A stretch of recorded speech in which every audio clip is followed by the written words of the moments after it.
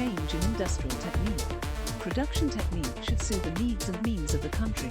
It is essential that labor-intensive technology should be encouraged in place of capital-intensive technology, i.e., policy regarding seasonal unemployment. Seasonal unemployment is found in agriculture sector and agro-based industries.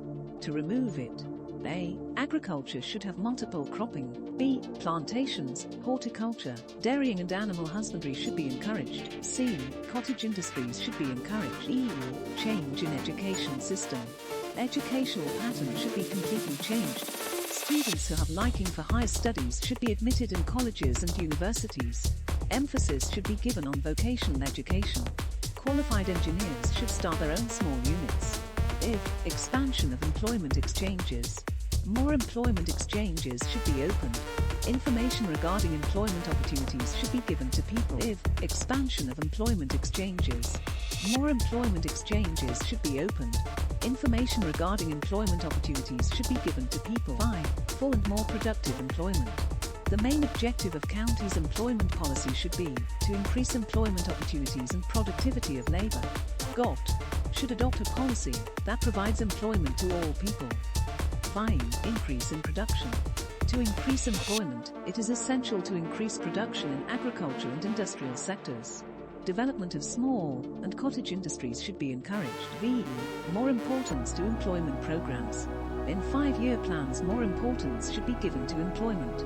The programs like irrigation, roads, flood control, power, agriculture, rural electrification can provide better employment to people. X. High rate of capital formation.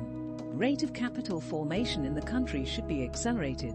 Capital formation should be particularly encouraged in such activities which generate greater employment opportunities. Capital output ratios should be kept low. X. Industries and cooperative sector. Industries and cooperative sectors should be encouraged. Kerala Govt. Set up a textile mill covering 600 unemployed persons on cooperative basis. This is a novel approach to fight against unemployment. Different state Govt. should take necessary steps in this direction.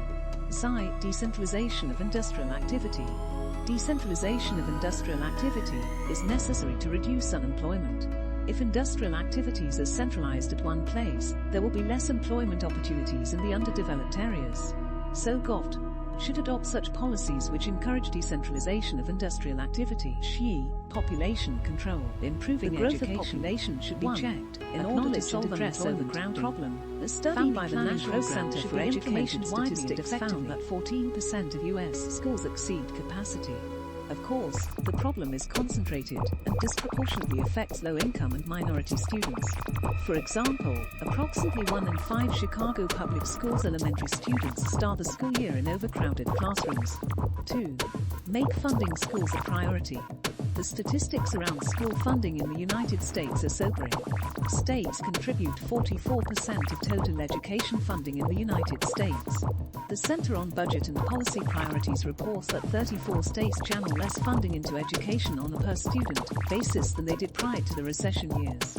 Between 2008 and 2016, local school districts cut a net total of roughly 297,000 teaching jobs. The problem isn't simply a matter of cash-strapped states or the federal government struggling to come up with revenues. It's a matter of priorities.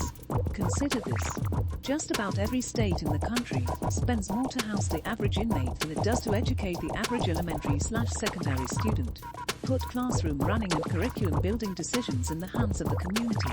In recent decades, the education system has moved away from teachers and local boards in terms of who makes decisions that affect classrooms and curricula. Consequently, student outcomes have suffered.